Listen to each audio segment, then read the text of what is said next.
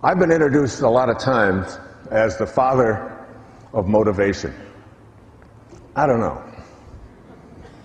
First of all, I'm already the father of enough, all right? 8 is enough, all right? So I don't need another one named motivation to be the father of. And I'm also pretty aware that it's difficult to motivate anyone.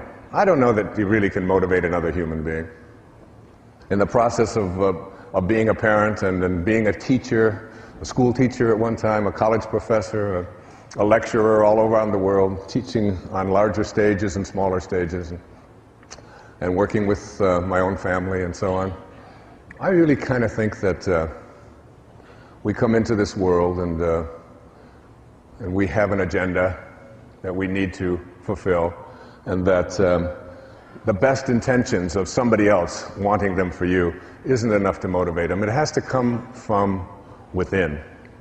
And I think you can provide some guidance, and you can provide some motivation, perhaps in the way of encouragement and being a model of what it is that you'd like people to do. But two people can be raised in the very same family and have the identical experiences, and one of them can go one way and one goes completely another way. I know it's true in my own family as well.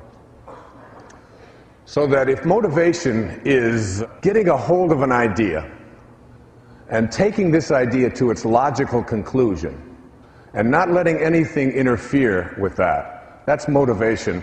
And we say a motivated person doesn't allow obstacles to show up in their life and doesn't allow for anyone to interfere with them, and is really highly directed towards a particular goal. So motivation is getting a hold of an idea and carrying it out.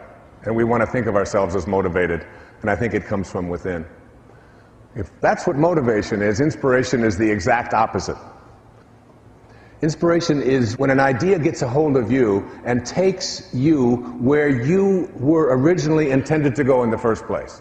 It's very different than motivation. The great playwright Arthur Miller. Arthur Miller was passed away recently, but he was 88 years old, and he had another play on Broadway at the age of 88. And he was asked the question in an interview in the New York Times, are you working on another play? And his answer really intrigued me. He said, I don't know, but I probably am. Now, I think that that's really a very astute observation. When people ask me if I'm working on another book, I often say the same thing. I probably am. That there's something bigger. There's something that is greater in our lives. And when we connect to it, we allow it to take us where we were intended to go when we signed up for this whole visit in the first place, called our incarnation into being a human form for this little parentheses in eternity. Just a little parentheses in eternity. I have one of my very favorite observations of this subject about inspiration from a story written about a man named Wolfgang Amadeus, Mozart. It seems a would-be composer came to Mozart seeking his advice. How do I write symphonies, he asked. Mozart replied, well, you're young yet. I think you should begin by composing minuets. The young man was greatly annoyed and exclaimed, but you were writing symphonies when you were only 9 years old. Yes, Mozart responded, but I didn't ask anyone how to do it. Now, the writer of this essay goes on to say that the most agonizing thing about this little Mozart story is that Mozart was not speaking from inflation, but from simple, truthful modesty. The reason Mozart didn't have to ask anyone how to write symphonies is that symphonies presented themselves to him.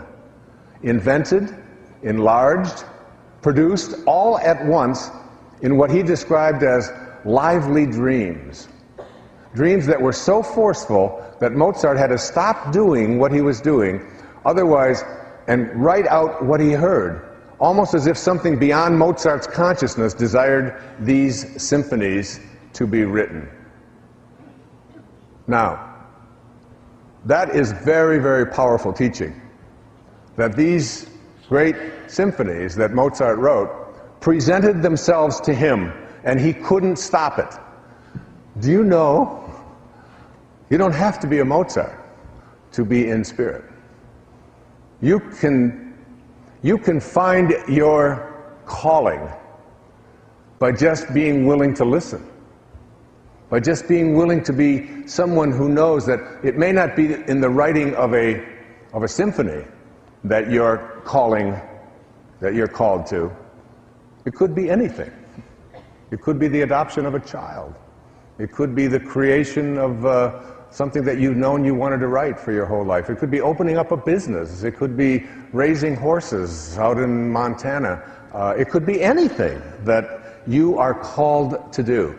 So that the awareness that I'm asking you to look at is that there is something that is calling you.